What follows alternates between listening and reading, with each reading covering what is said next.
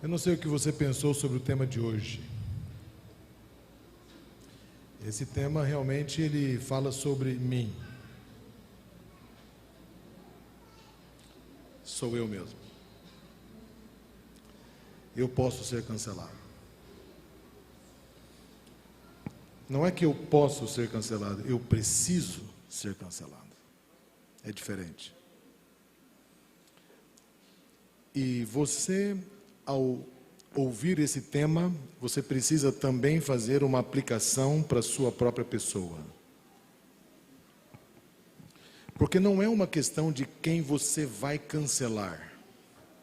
E não é uma questão também de alguém que vai te cancelar. Ninguém cancela ninguém. Nem nós mesmos conseguimos nos cancelar. Mas é necessário que o nosso eu seja cancelado. Porque é a única saída para de fato não sermos cancelados. Pode parecer um paradoxo, e a mensagem de hoje vai nesta linha, e eu quero convidar você a abrir sua Bíblia, porque abrindo a Bíblia, o Espírito Santo fala conosco, ele nos ensina. E o primeiro texto que eu quero ler com você está em Provérbios, capítulo 1, verso 23. Abra sua Bíblia nesse texto. Porque o medo de ser cancelado por alguém, ou de perder a nossa identidade, ou de não sermos aceitos, não sermos recebidos, não sermos elogiados, ou de recebermos likes, este medo desaparece quando o nosso eu não existe mais. Mas enquanto o nosso eu for gigante como ele é, esse medo vai perdurar.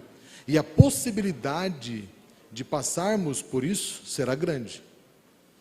Então há uma necessidade de que o nosso eu seja cancelado. Eu li esse texto ontem com vocês e eu quero ler novamente hoje.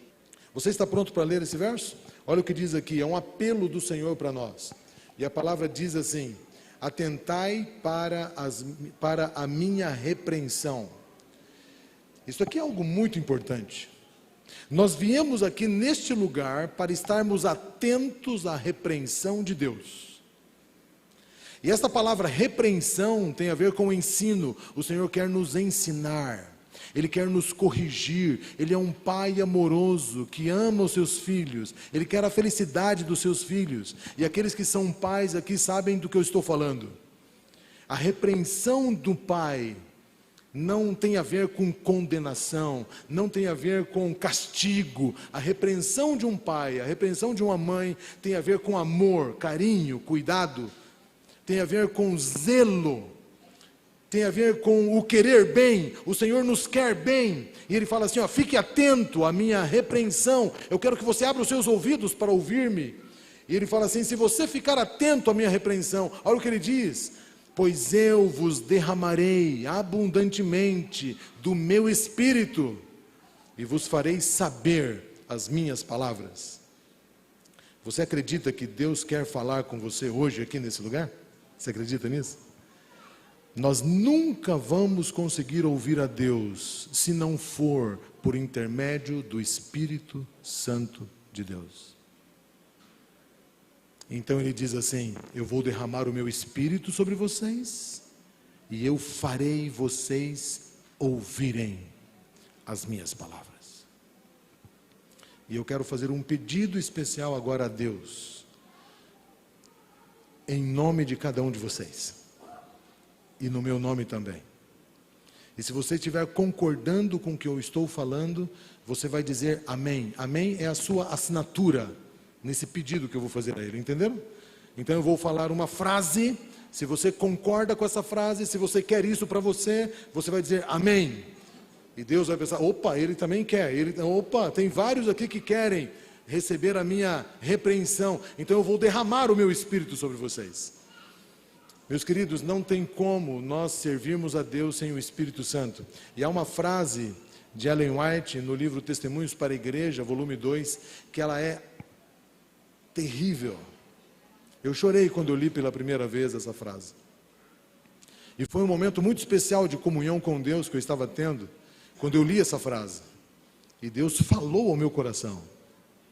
E ela diz assim: o motivo porque a igreja de Deus não tem mais do Espírito Santo é porque os pastores aprenderam a trabalhar sem Ele.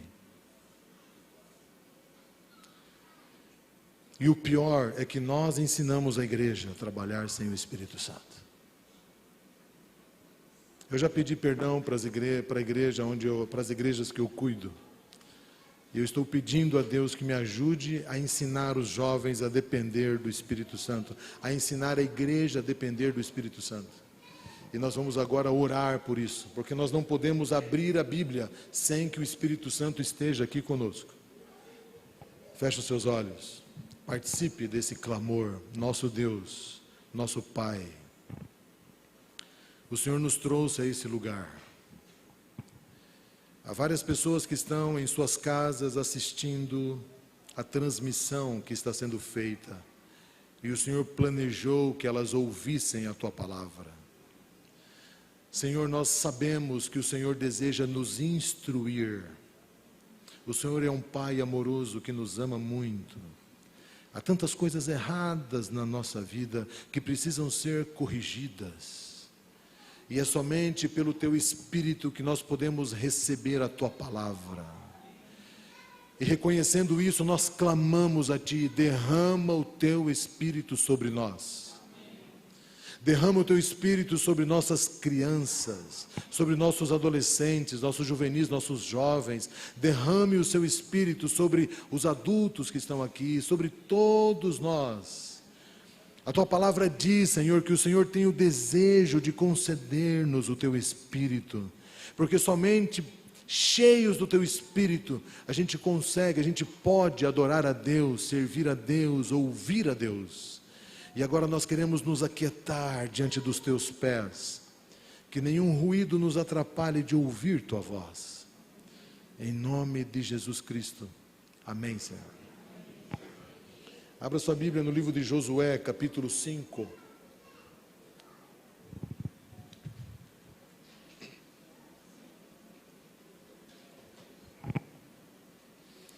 Josué, capítulo 5.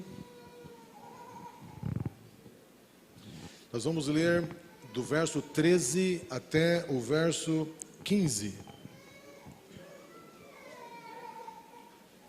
E eu vou ler inicialmente na Nova Tradução Linguagem de Hoje. E você pode acompanhar na sua Bíblia. Josué estava perto da cidade de Jericó. De repente, ele viu um homem com uma espada na mão, parado na sua frente. Josué chegou perto dele e perguntou: você é do nosso exército ou você é inimigo? E o verso 14 diz: não, eu não sou nenhuma coisa nem outra. Eu estou aqui como comandante do exército do Deus, o Senhor. E Josué então ajoelhou-se, encostou o rosto no chão e o adorou e disse: eu estou às suas ordens, meu Senhor. O que você quer que eu faça? Então o comandante do exército do Senhor respondeu: tire as sandálias dos seus pés, porque a terra em que você está pisando é santa. Então Josué obedeceu. Esse texto aqui de Josué, capítulo 5, narra uma história singular, curtinha, objetiva, mas muito, muito profunda, que tem a ver com a nossa vida, com o nosso dia a dia. Vamos contextualizar a história. Josué havia assumido o lugar de Moisés, certo? Lembram-se disso? Moisés morreu, Josué estava temeroso. Ele estava tão temeroso que Deus repete para ele várias vezes a mesma frase: não temas, seja corajoso. Não temas, seja corajoso. Ele estava com medo, por quê? Porque ele estava assumindo o lugar de um grande líder. O maior líder de todos os tempos. O maior líder que o povo de Deus conhecia até então. E ele estava temeroso. Se eles foram rebeldes com Moisés, o que será de mim? Ele estava com medo, e ele não estava só com medo por conta disso. Ele estava com medo porque ele estava diante agora de uma grande cidade, a primeira a ser conquistada, Jericó. Ele tinha que passar o Rio Jordão, e agora estava diante de uma grande cidade, uma cidade imponente, uma cidade com muralhas gigantescas, e lá dentro, grandiosos soldados, poderosos, armados e gigantes.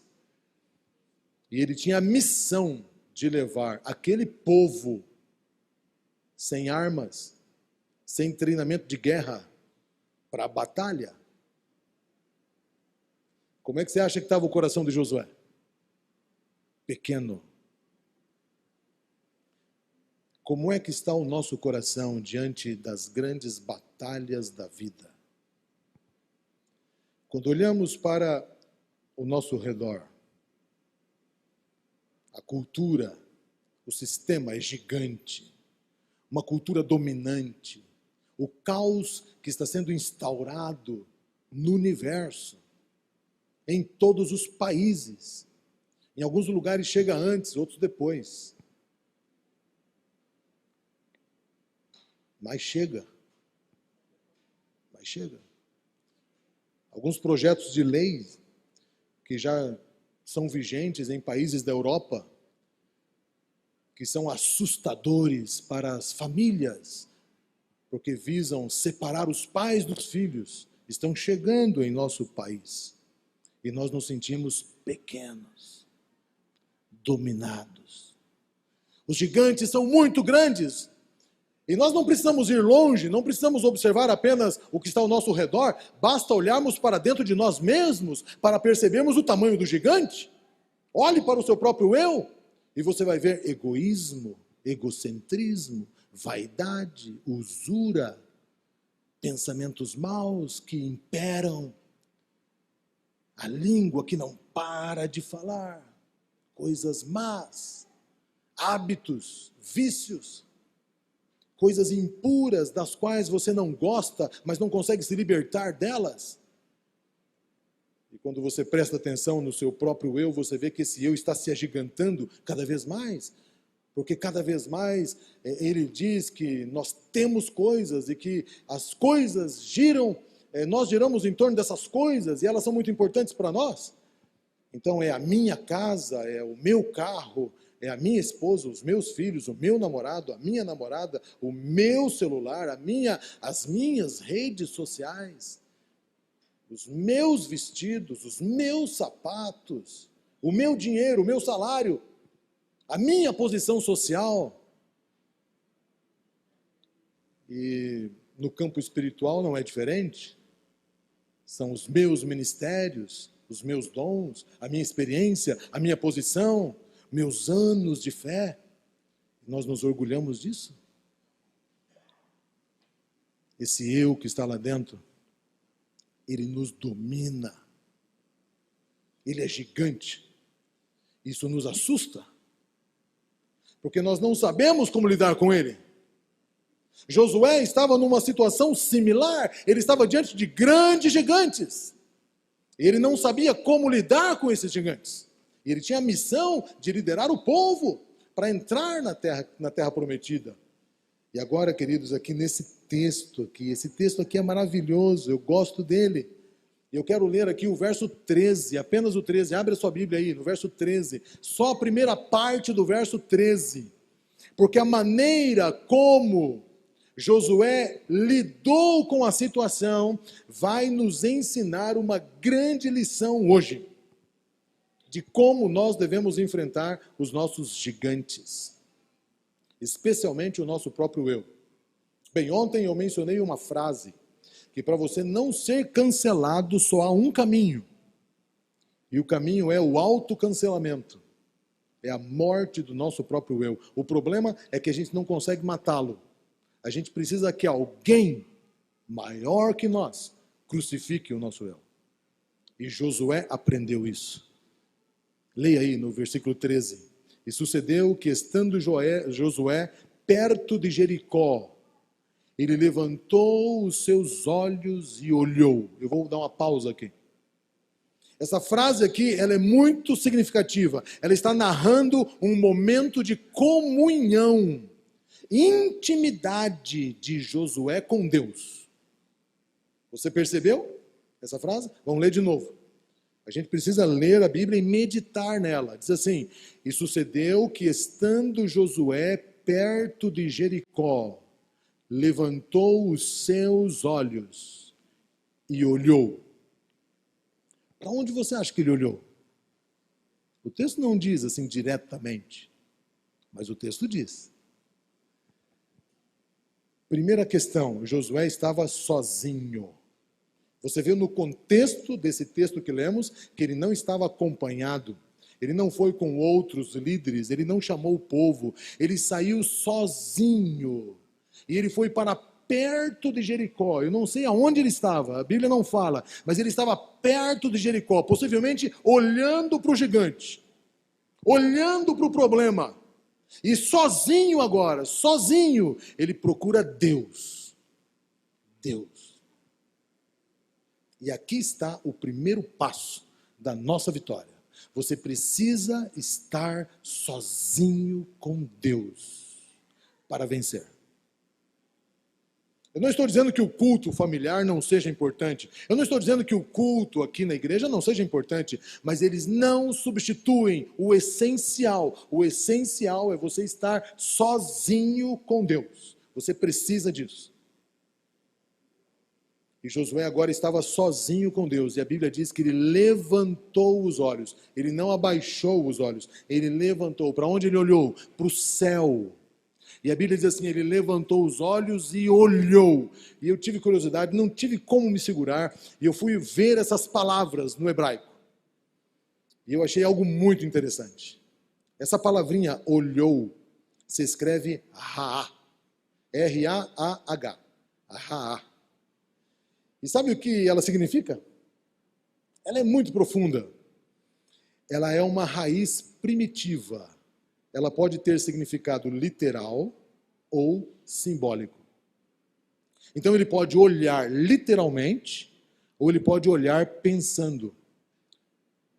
Uma outra coisa interessante, esta palavra tem várias aplicações diretas e indiretas, transitivas, intransitivas e também causativas. E ela significa aqui aconselhar-se. Olha que profundo.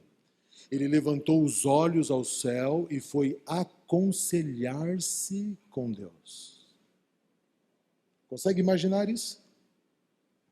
Aconselhar-se, contemplar, considerar, discernir, ter uma experiência, prestar atenção.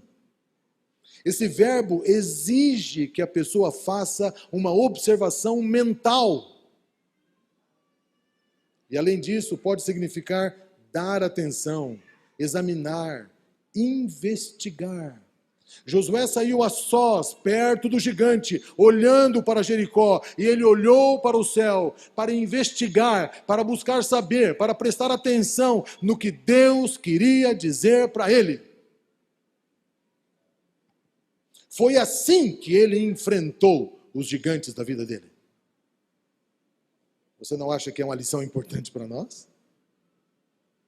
Da maneira como a gente faz as nossas lutas? Nós não enfrentamos as nossas lutas chorando, sentando, prostrando, ligando para o pai, ligando para o patrão, pedindo aumento. A gente não enfrenta as nossas lutas postando um textão lá nas redes sociais para xingar todo mundo. Não é assim que a gente enfrenta nossas lutas. Nós enfrentamos nossas lutas sozinhos, olhando para Deus, para prestar atenção no que Ele quer dizer. Quando ele olhou, ele estava fazendo uma observação mental. Ele estava se conectando a sua mente à mente de Deus, para perguntar: Senhor, por onde eu começo? Senhor, o que eu faço? E sabe o que é interessante? Com certeza veio à mente de Josué o que aconteceu 40 anos atrás naquela região.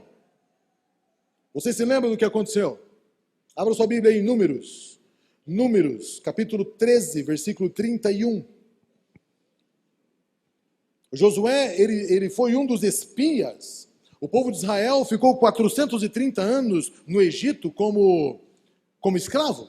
E eles saem agora para o deserto, e eles caminham, e eles param um pouco ali no Monte Sinai, e cerca de um ano e pouco, um pouco mais de um ano, 13, 14 meses, eles chegaram ali, diante da terra prometida. A terra que eles sonharam, a terra que eles desejaram, eles ouviram falar dos pais, dos avós, dos bisavós, dos tataravós, de muita gente. Abraão falou sobre isso. Isaac, Jacó e todos eles. Eles sonhavam com aquela terra. Eles estavam ali acampados, então, um ano e pouco depois que eles saíram do Egito. Eles estavam acampados diante daquela terra maravilhosa. E 10 espias tiveram uma visão diferente de 2 outros espias. Os 12 foram, mas 10 deles voltaram com um relatório diferente, meio distorcido.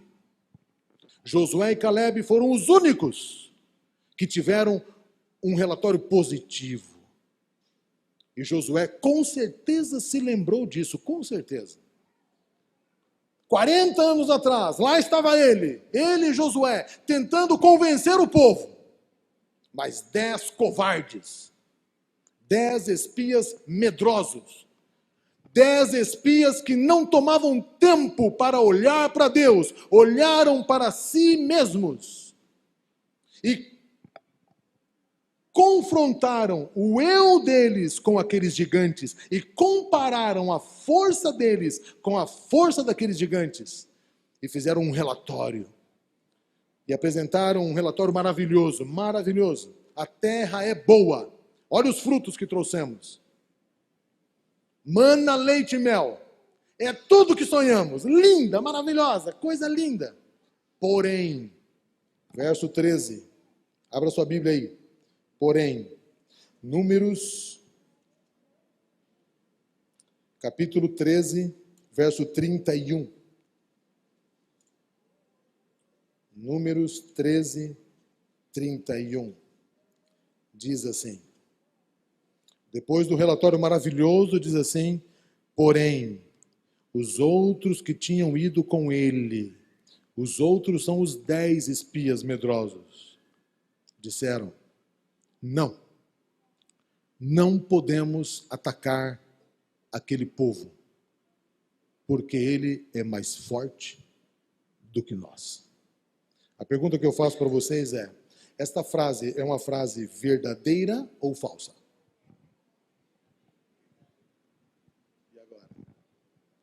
Verdadeiro ou falso? Vou repetir a frase. Não podemos subir contra aquele povo, porque ele é mais forte do que nós. É uma frase verdadeira ou falsa? Essa frase ela é parcialmente verdadeira e parcialmente falsa. E aqui está uma grande jogada de Satanás para nós hoje. Porque ele faz exatamente isso. Ele mistura a verdade com o erro, para nos desanimar, para nos fazer desistir, para termos um relatório negativo, para olharmos para nós mesmos e não avançarmos na vitória, na vitória que o Senhor quer nos dar. Satanás faz exatamente isso, uma grande jogada. É verdade que nós somos fracos, é verdade. É verdade que nós não temos poder. É verdade que a nossa natureza humana é pecaminosa, que nós temos uma tendência, uma inclinação para o mal. A gente gosta do mal. A gente gosta de se lambuzar na sujeira. É verdade isso. É verdade que o inimigo é grande, que o inimigo é gigante, que é maior do que nós. Mas não é verdade que a gente não pode vencer. Não é verdade. E Josué sabia disso. Por quê? Porque Deus tinha dito para aquele povo: eu darei vitória para vocês. A batalha contra os gigantes não é de vocês. Eles são maiores, eles são poderosos. vocês são menores, vocês são fracos, e se vocês lutarem contra eles, serão derrotados. Então a batalha contra eles é minha, a batalha de vocês é outra. E qual é a batalha de vocês? Depender de mim. Dependam de mim, andem comigo, se escondam em mim, e eu vou dar vitória a vocês. Josué se lembrou de 40 anos atrás, somente ele e Josué creram no poder de Deus. Os outros creram no próprio poder. Por isso desistiram e eles não entraram na terra. Enquanto você confiar em você mesmo, você nunca terá certeza da sua salvação. Então Josué agora, ele se lembra daquele episódio e ele sai sozinho. E ele sai sozinho e ele vai agora olhar para Deus. Eu me lembro um dia que eu fui ao supermercado. Era na verdade um hipermercado. E eu fui comprar alguns itens de pizza, para fazer pizza em casa para algumas pessoas. E entre os itens eu tinha que comprar uma barra de queijo mussarela. E a barra de queijo mussarela é cara, especialmente no meio do ano. Eu comecei a procurar então aquela que poderia ser um preço melhor, e achei uma barra enorme, mais ou menos desse tamanho assim. E era uma barra enorme de queijo e o preço dela era R$ 7,48. E eu disse para mim mesmo, ganhei um presente. A grande questão é que naquele dia cedo eu comecei o meu dia com Deus. E eu levantei às 4 da manhã, como levanto 4 da manhã, e fui pedir o Espírito Santo na minha vida. E quando o dia começou, eu falei, Senhor, agora eu quero caminhar contigo. Eu quero que o Senhor luta as minhas batalhas. E eu entrei no supermercado com Jesus Cristo. E quando eu vi aquele queijo, eu falei para mim mesmo. Eu não falei para Jesus. E eu falei, ganhei um presente. Eu coloquei a barra dentro do carrinho e fui até um leitor de código para conferir se era mesmo aquele preço. E chegando no leitor de código, que estavam umas 4 gôndolas para lá, eu passei no leitor de códigos e, para minha alegria, era R$ 7,40, R$ 7,80 mais ou menos. E quando eu vi o preço R$ 7,80, Jesus falou comigo e disse, você não vai levar esse queijo por esse preço.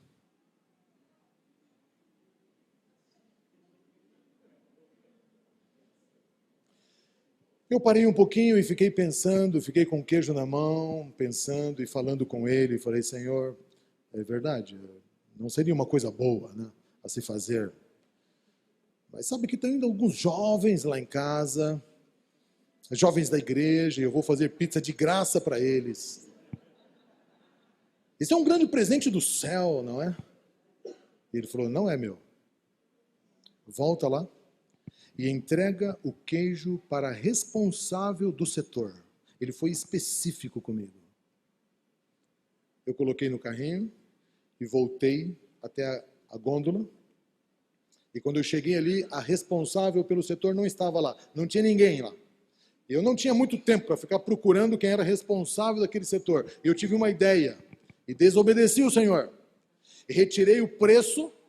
Pensei assim, vou retirar o preço, vou colocar aqui, e por certo ninguém vai comprar por esse preço. Retirei o preço, coloquei lá, quando eu me virei, a responsável pelo setor estava atrás de mim. Eu falei, oi, tudo bem? A senhora que cuida aqui desse setor? Sim. Olha, eu não sei se a senhora viu, mas eu acabei de retirar o preço dessa barra de queijo, porque eu chequei lá na gôndola, lá no leitor, e está 7,40, 7,40, 7,80, alguma coisa, não me lembro. 7 e pouco, está aqui. Está até aqui o preço. Se a senhora quiser ver, então a senhora depois corrige aí, e pesa de novo e tal, e tudo bem. E eu ia saindo, ela ficou assim me olhando, ela falou, eu não acredito. E eu falei, como a senhora disse?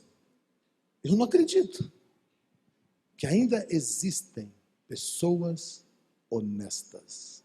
E quando ela disse isso, Jesus Cristo me falou. Você entendeu por que eu queria que você falasse com ela? Porque eu não era uma pessoa honesta. Eu não falei para ela isso. Fiquei até com vergonha de contar para ela que eu ia levar aquela barra. Mas quando ela me disse essa frase, era Deus me dizendo: Valmir, pense bem se você é essa pessoa que ela está dizendo, porque você ia levar essa barra, senão você nem veria o preço lá no leitor de código de barras. Irmãos, eu ia levar mesmo aquela barra. E naquele dia eu aprendi duas coisas muito importantes. Primeiro, eu sou uma pessoa desonesta. Segundo, eu nunca serei honesto sem Jesus Cristo. Nunca. O meu eu, ele nunca vai ser bom se Jesus não me orientar, se Jesus não me falar, se Jesus não me dar os detalhes do que eu preciso fazer. Então a minha dependência dele é constante, porque eu não posso ir para o supermercado sem ele, senão o meu eu vai me derrubar com uma barra de queijo. Josué percebeu isso. Ele disse: Senhor, eu não posso dar um passo sem te ouvir. Eu estou aqui para te ouvir, Senhor. Eu vim aqui olhar atentamente para o que o Senhor quer me dizer. Porque o meu eu é fraco. O Senhor é que vai me dar a vitória. Então o que eu faço? E nesse momento, irmãos, coisa maravilhosa é a palavra do Senhor.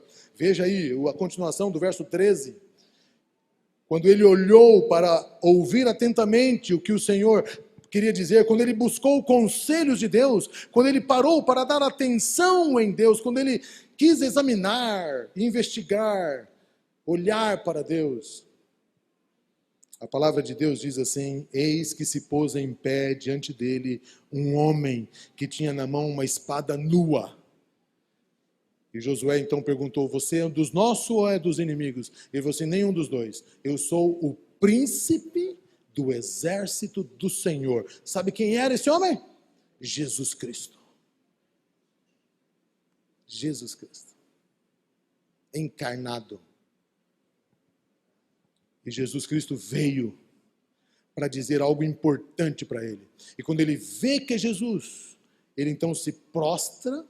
Aqui diz aí, já no verso 14, Josué se prostrou com o rosto em terra, ele adorou Jesus e ele fez uma pergunta: o que o Senhor quer me dizer?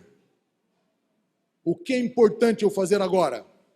E aqui, irmãos, é o desfecho da lição de hoje. O Senhor diz assim: Josué, a batalha contra os gigantes não é sua, é minha. Mas você tem uma parte a fazer, e essa parte é depender de mim. Toda essa frase está contida nesta breve expressão de Jesus que diz: tire as suas sandálias diante de mim. É só isso que você precisa fazer. A gente vem na igreja, a gente ora, estuda a lição da escola sabatina, a gente faz trabalho missionário, a gente tem cargos na igreja, e muitos de nós estamos perdendo diariamente as batalhas contra o pecado. E a pergunta é: por que isso acontece? Por quê? Eu sou da igreja, eu amo ao Senhor, eu sirvo ao Senhor, eu sou fiel dizimista ao Senhor, mas eu perco a batalha.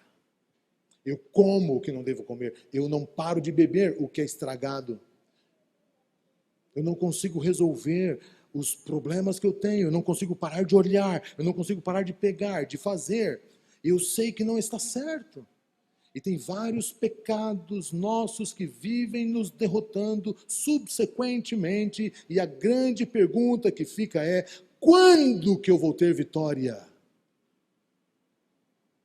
Eu não sei se você já se perguntou isso alguma vez, mas eu já me perguntei muitas vezes. Eu não tinha certeza da minha salvação.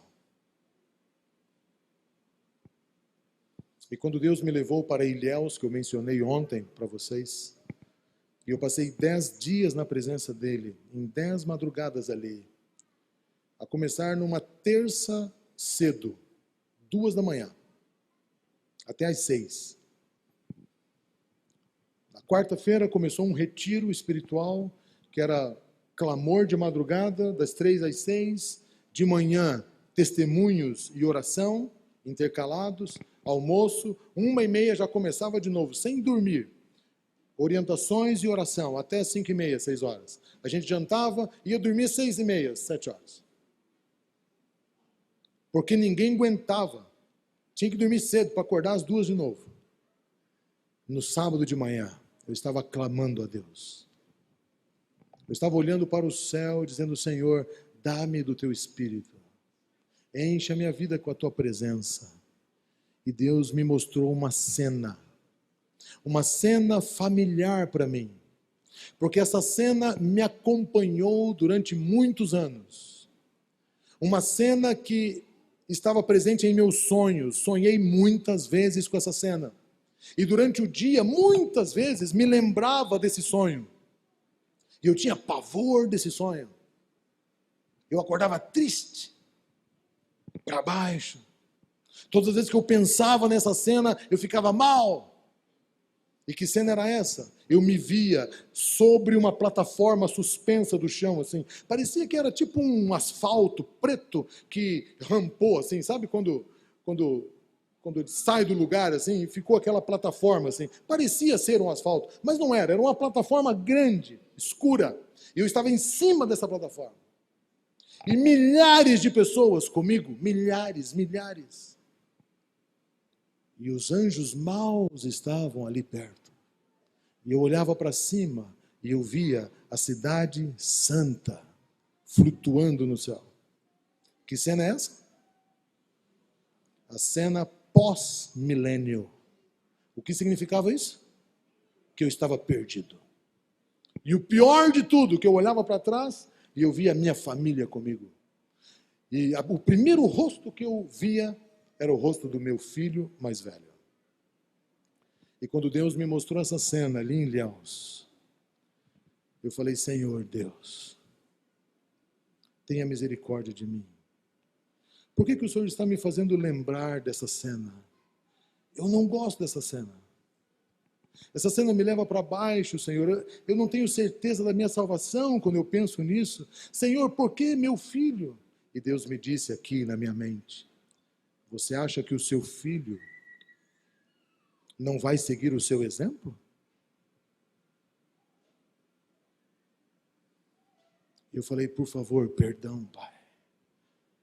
Por favor, me alcance com a tua graça. E eu já não conseguia mais olhar para o céu com vergonha de Deus. E eu agora prostrei com meu rosto no chão. E eu comecei a orar pedindo o Espírito Santo. E queridos, o Espírito Santo de Deus começou a me mostrar pecado por pecado da minha vida. Pecados da minha juventude que não tinham sido resolvidos. Um deles eu liguei. Hoje nós somos amigos, conversamos. Mas nós não resolvemos aquela questão do passado. E Deus me falou assim, você tem que resolver com ele. Eu liguei para ele depois. Ele falou, rapaz, eu nem me lembrava mais disso. A gente já conversa tanta coisa mais depois disso. Mas sabe que naquela época eu fiquei mal mesmo com você? Eu falei, pois é, eu nunca te pedi perdão. Mas agora, o Espírito Santo de Deus, vasculhando o meu coração, achou esse pecado não confessado. E eu estou lhe confessando, por favor, me perdoe. Nós choramos juntos. O Senhor foi me mostrando pecado por pecado. Entre eles, irmãos, dízimos atrasados meus. pastor, que fui departamental, presidente, que isso não tem nada a ver, mas as pessoas valorizam isso. É tudo humano, tudo ser humano que precisa ser cancelado, morrer. Mas acha que é alguma coisa. E eu com o rosto no chão, pedindo perdão para Deus. O Senhor foi me dando, é o Senhor que faz isso. Glórias a Ele. Ele foi me dando tristeza por esses pecados, e cada vez que ele falava um pecado, eu confessava, e eu fui entregando a ele esses pecados, eu fui entregando, e de repente, irmãos, eu estava diante dos pés de Jesus Cristo. Foi a próxima visão, próxima cena que ele me fez ver na minha mente. Eu estava com o rosto no chão, e eu me senti diante dos pés de Jesus, os pés maravilhosos do Senhor Jesus, com as marcas dos cravos. E eu falei, Senhor, só pela tua graça, só por tua misericórdia, Senhor. Só pelo teu amor. Eu te louvo, eu te adoro. Eu quero te servir para sempre, Senhor. Eu quero te honrar, eu quero te obedecer em tudo que o Senhor quer me guiar. E enquanto eu adorava a Deus, eu entendi por que os santos vão adorar a Deus pela eternidade. Porque, queridos, não tem mérito nenhum dentro de nós. É só pelo sangue do Senhor Jesus. Eu falei, Senhor, o Senhor me trouxe aqui em Ilhéus, com passagem paga, tudo pago, porque foi Ele que me mandou para lá. Ele mudou minha agenda para eu ir para lá. Não posso entrar em detalhes com vocês aqui. E eu fui para lá, irmãos, levado por Deus. Eu falei, o Senhor me trouxe aqui, Senhor, para resolver a minha vida. Senhor, a tua graça é maravilhosa. Eu jamais teria salvação. Eu nunca ia abandonar essas cenas, porque eu não tinha certeza da minha salvação, mas em Cristo Jesus o Senhor me salvou.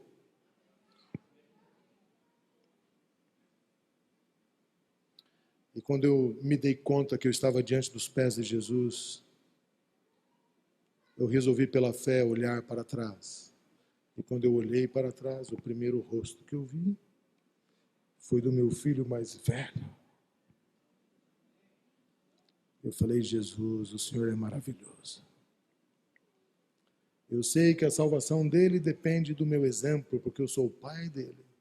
Mas pela tua graça, eu quero conduzir meu filho a seus pés. Dentro do nosso eu existe um gigante, irmãos. Um gigante traidor, enganoso, que quer te levar para longe de Jesus Cristo. E se você não quer deixar de vir à igreja, porque ele não consegue te levar para os bares, para as baladas, ele deixa você vir para a igreja, desde que você não se sente aos pés de Jesus Cristo. Vários irmãos da igreja podem estar vivendo o que eu vivi, sendo líder da igreja, sem a certeza da salvação em Cristo Jesus. Por quê? Porque a batalha está sendo lutada de maneira errada. Pare de lutar contra os seus pecados, pare de lutar contra a sua culpa, pare de lutar contra os seus hábitos maliciosos. Lute para permanecer em Cristo, se agarre em Cristo, essa é a sua luta. Enquanto você ficar olhando para si mesmo, você nunca vai ter vitórias. E Jesus quer arrancar o seu eu aí de dentro. Mas ele só faz isso com a sua permissão. E você precisa estar nele para fazer isso. E se você acha estranho alguém estar na igreja sem Cristo, ou estar em Cristo sem a salvação, leia João capítulo 15. E você vai ver lá no verso 4, o Senhor diz assim, se você, assim como o ramo está ligado na videira, só assim pode produzir fruto, só ligado em mim você pode produzir fruto. Em mim, não é na igreja, não é na Bíblia, não é no Espírito de profecia, não é nos cargos, não é nos comportamentos certos, é em Cristo Jesus. E mais no verso 2 é a parte mais triste do capítulo 15 de João. Leia aí na sua Bíblia, capítulo 15, versículo 2. Eu vou encerrar com esse texto aqui. João capítulo 15, versículo 2. O que ele diz aí?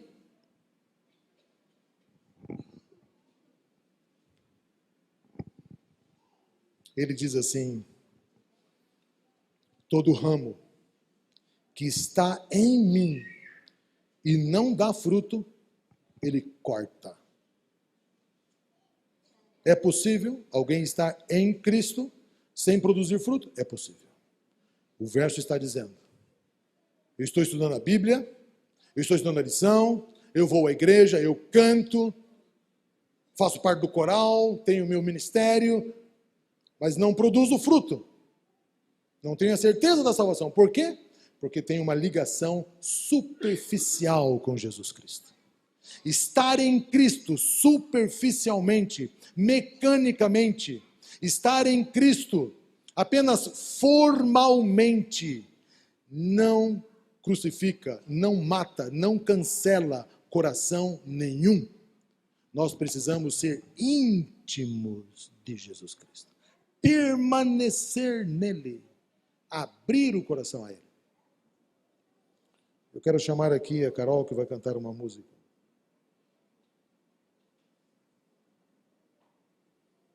Enquanto a Carol canta, eu quero que você pense nas palavras deste livro, Caminho a Cristo, que diz assim: a luta contra o eu é a maior de todas as batalhas.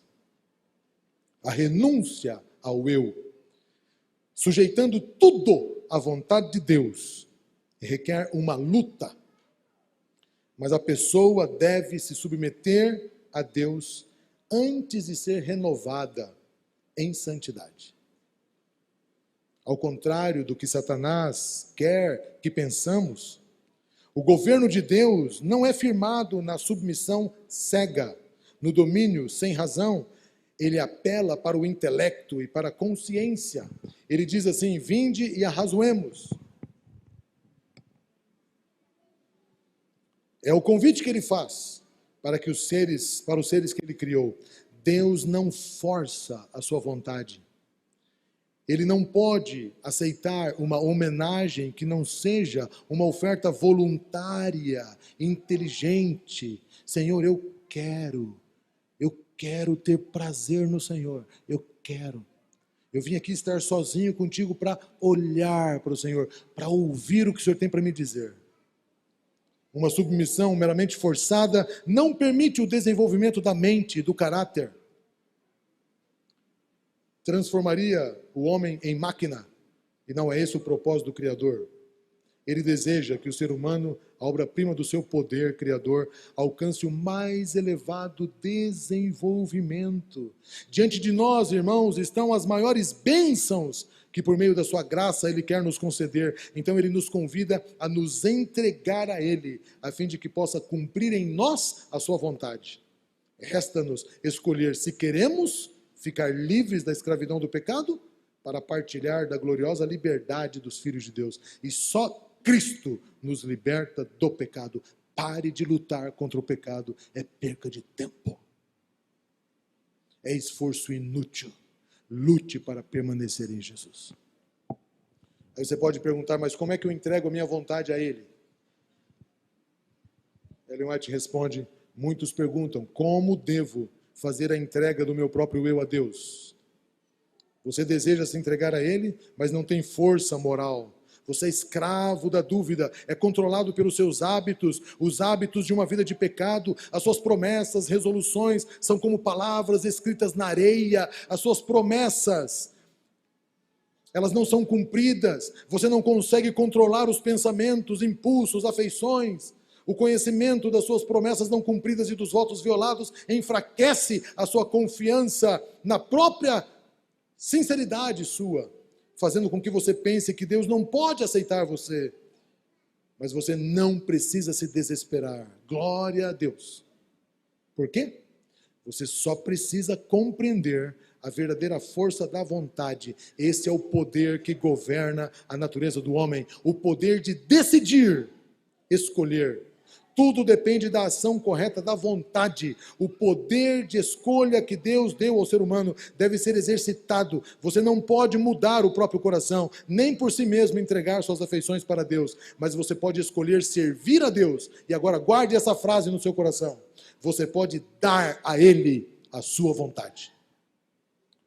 E eu quero sugerir que amanhã você não comece o seu dia sem ir na presença de Deus sozinho e dizer: Senhor, eu estou entregando para o Senhor a minha vontade. É aí que ele começa a operar em nós o seu querer e o seu efetuar. Ele começa a te dar vitórias sem esforço. O que antes era difícil para você fazer, agora é fácil. Era difícil parar de comer aquele negócio, agora é fácil. Por quê? Porque é Ele que está te fazendo, entendeu? Não é você, é Ele. Era difícil parar de assistir aquele negócio, aquela série maldita, mas agora você não tem mais prazer nisso, porque Ele está agindo. Você entendeu isso? Entregue para Ele, viva com Ele, fale com Ele, ande com Ele, ou nós não seremos transformados. Nosso coração é traidor, queridos. Essa música fala disso. Mas enquanto a Carol canta, você vai poder fazer algo especial agora. Você vai poder tomar uma decisão. Satanás não tem poder de tirar de você essa decisão. E Deus não força essa decisão. Só você pode tomar. De entregar a Ele o seu coração.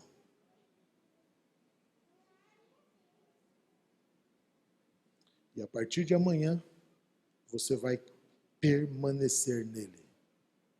Até Ele voltar.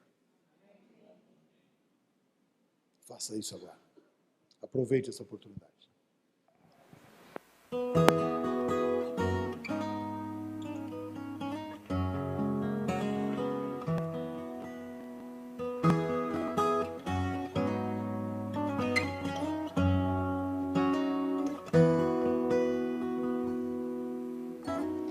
Deixe-me ver aqui o que restou desse coração, desse seu viver.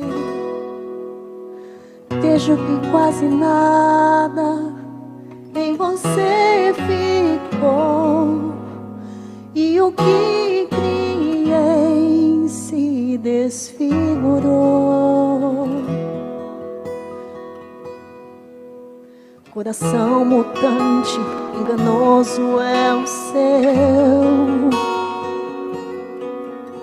Ora pedra dura, ora carne suja, batendo apenas por bater. Tenho que lhe dizer, a notícia ruim é que jeito algum existe pra você. Não dá pra restaurar o que sobrou, e o que vou fazer é uma troca, enfim. Então me entregue isso que restou em suas mãos, e eu lhe entrego um coração que pulsa forte em mim. Eu proponho vida plena no lugar da morte certa, nova chance e esperança, ao invés de andar em trevas. Leva embora sua culpa, sua dor e seu pecado. Deixo em ti a minha cura, a minha paz e o meu abraço.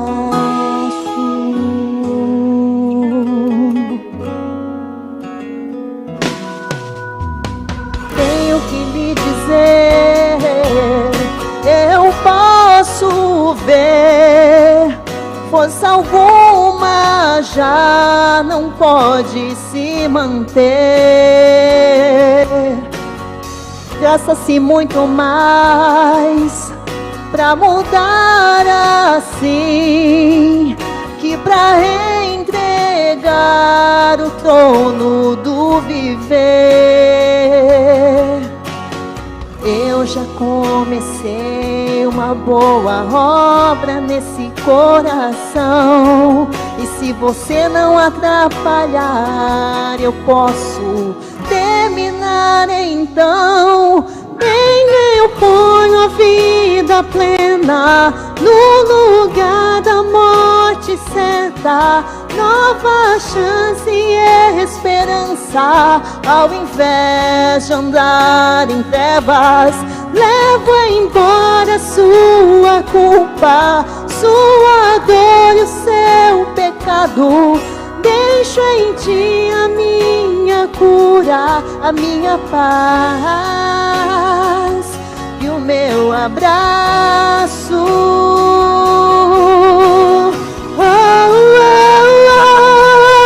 Eu proponho vida plena no lugar da morte certa, nova chance e esperança. Ao invés de andar em trevas, eu levo embora sua culpa, sua dor e seu pecado. Deixo em ti a minha cura, a minha paz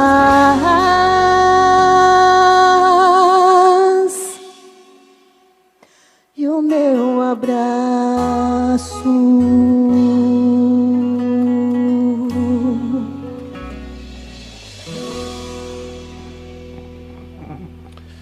Vamos fazer a última oração. Eu quero convidar o César e a Nara para me acompanhar nessa prece.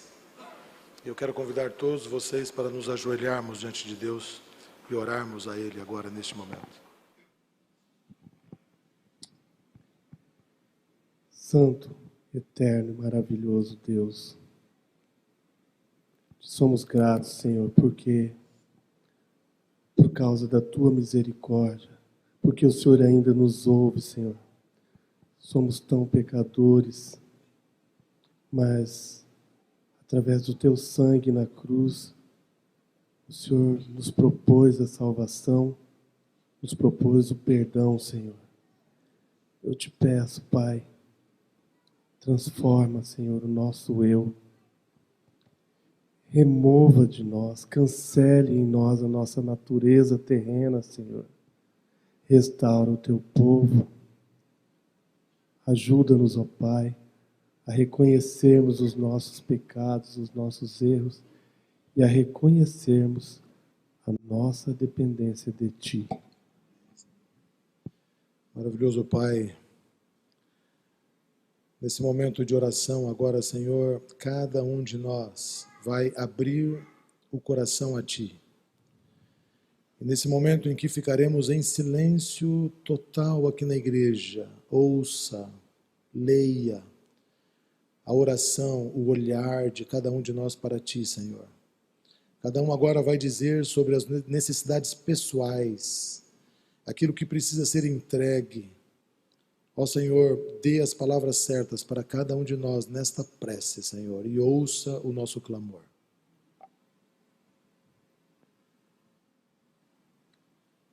Fixa teus olhos no Mestre. Cante. Confia no bom Salvador. Fluirás na luta terrestre.